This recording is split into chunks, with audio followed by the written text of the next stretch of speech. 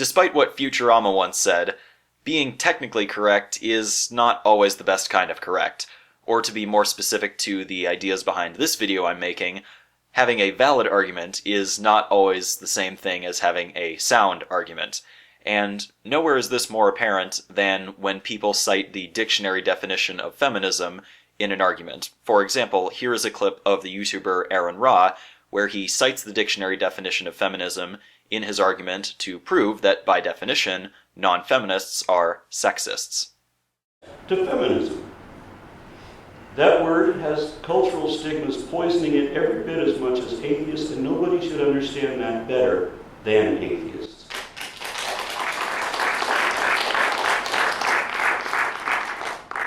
A couple weeks ago on an atheist podcast, someone told me that the reason was there's so many different definitions and that I'm using the wrong one.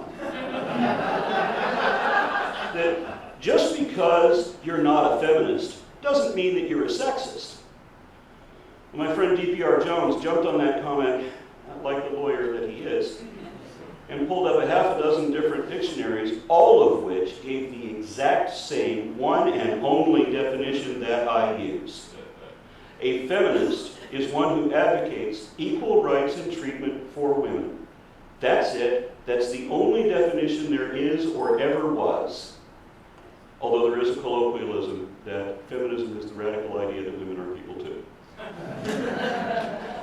Now, if you look at the actual definition in the negative, you'll see that a non-feminist is someone who does not advocate gender equality, meaning that they will accept gender inequality, which is exactly what sexism is, and I'm right again. If you are not a feminist, you are a sexist by definition. I remember catching wind of this talk by Aaron Ra back in 2014 when The Amazing Atheist commented on it, so I know that this video is old news, but his argument really does motivate the need to address the dictionary definition of feminism, because while Aaron Ra is technically correct, I disagree with the premise he cites, which is the dictionary definition of feminism. Put simply, I think his argument is valid, but not sound. And in this video, I'd like to explain why I think it's not sound, which is to say, why I think the dictionary definition of feminism is not accurate.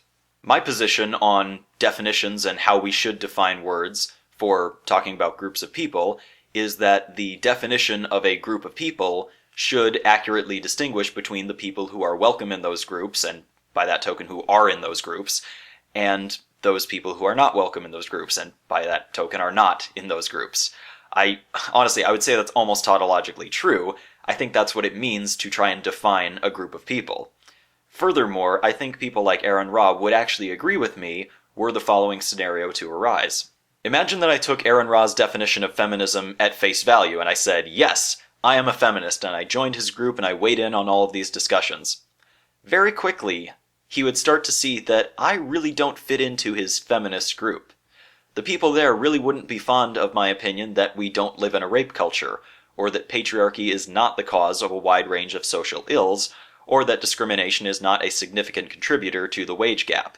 He would very quickly see that while I am technically a feminist, I'm not the kind of feminist that he would want in his feminist group.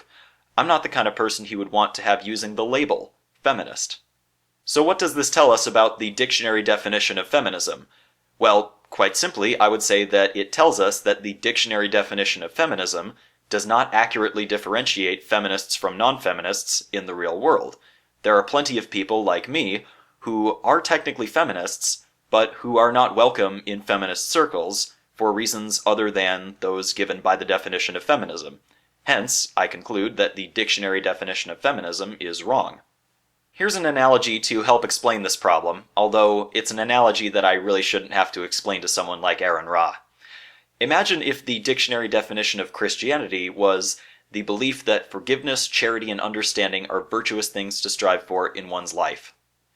This definition of Christianity would be inadequate for the same reason that the dictionary definition of feminism is inadequate. People who technically fit these definitions, but nothing further, will not be accepted into these groups.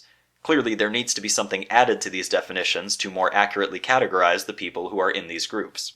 This is simpler to do with Christianity because its holy book does specifically say what you must believe, and More importantly, the vast majority of Christian groups do require these minimum beliefs.